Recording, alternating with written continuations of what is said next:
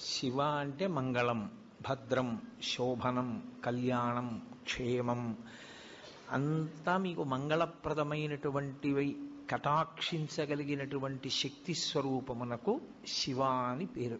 అందుకే శివునకు అమంగళమునకు సంబంధం ఉండదు. అసలు ఆయన ఎన్నడూ అమంగళము చేయువాడు కాడు.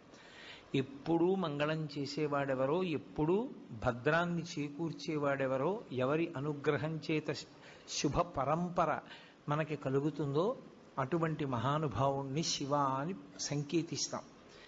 శివునకు ఒక రూపము కాదు. యథార్థమునకు అసలు పరమేశ్వరుడికి ఒక రూపం ఉంటే కదూ, కోటేశ్వరరావు అంటే ఏదో ఒక రూపంతో ఉంటాడు. పరమేశ్వరుడికి అలా ఒక రూపం ఉండదు. ఆయన చేసినటువంటి చేష్టితముల వలన భక్తులను అనుగ్రహించాలనేటటువంటి ఆయన యొక్క కారుణ్య తీవ్రత వలన ఆయన అనేక రూపములను ధరిస్తాడు.